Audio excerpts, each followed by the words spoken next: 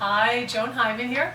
So I want to talk about shoulders and internal rotation. So we all have it. I have it when I stand naturally. Fitzjoy, come here.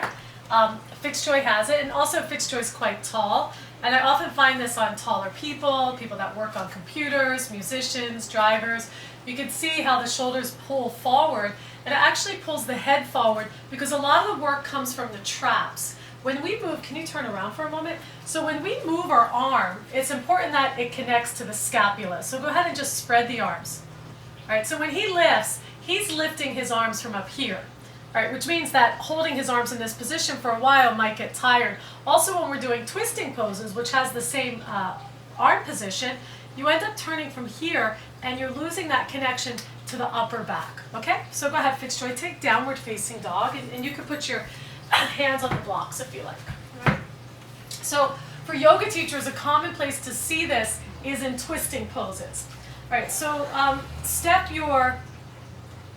this foot forward. Okay, good. All right, and then keep your left hand where it is, and inhale, take your right arm up to the ceiling. Okay, and don't fix anything. Good. So you could see he had the same position here. So the shoulder is going forward. And so what's happening is the shoulder blades, they're actually elevating, and the muscles around the traps are doing most of the work, as opposed to this part of the back, and that's what we want to turn on. Okay, so go ahead and come down, and come into downward dog. Okay? And I'm going to show you a couple exercises you can do to help you externally rotate your arms better. Fitzjoy, slowly walk your hands to your feet, and then inhale, come all the way up. Put your hands on your hips. Okay, so this is a nice way to warm up your shoulders and help to connect the arm in the socket. So go ahead and put your hand right here. And yeah, face that same direction. It looks simple, but it's not. And once again, you can see this internal rotation. So the muscles here are stronger than the muscles back here, and it's pulling the shoulder head forward. Okay, so first we find Tadasana and stack the bones. Head over the hips, engage your legs and your abdomen. And then press down through your thumb and index finger. And I'm actually going to move the hand a little bit more forward. Go ahead, bring it forward. Yeah. And then from here, go ahead and just straighten the arm. And as he straightens the arm, because he's not connected here, this pops out. So bend the elbow a little. And now roll. You know, the work of the arm stabilizes the shoulders. The biceps up to the ceiling. And keep rolling the bicep to the ceiling until you roll the shoulder head off the chest. Now, keeping this connection, keeping the scapula down, go ahead and straighten the arm slow, but try not to let the arm pop. Good. And so if you're really bendy and you hyperextend your elbows, when you do this, it might feel like your elbows are not straight. But what you're learning to do is engage that inner arm, which helps you open that inner shoulder. And then plug, keep rotating. So think of this as the humerus bone. So that's what you're doing. Roll that scapula down. Good. All right, and then go ahead, exhale, release, and yeah, switch sides. So a lot of times when you do that and you come out of it, you might feel like your arm is longer than the other arm, okay? That's how tight the front of the shoulders can get. All right, so once again, let's bring the hand just a little bit more in front. All right, bend the elbow. Good, find your Tadasana, and then rotate. Rotate, and you can stay here for a couple minutes, and it's a nice way to warm up the shoulders before yoga.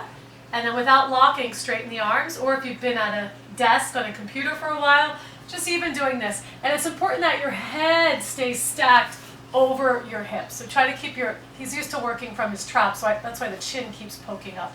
And then move the traps down, move the chest up. So this is all the shoulder girdle. This is the collarbone right here, top of the sternum, and the scapula. And we're trying to get this to work in coordination. And keep rolling that shoulder head back. Slowly straighten the arm without locking and keep spinning, keep spinning. Very good. And exhale, release. Okay. And now we're going to take a strap and you're going to open the strap really wide.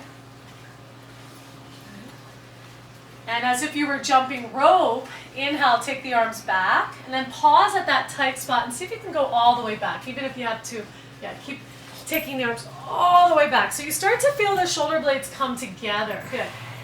All right, and then go ahead, inhale, come forward. Good. And do that a few more times. So inhale, and then go ahead. Those tighter spots linger there.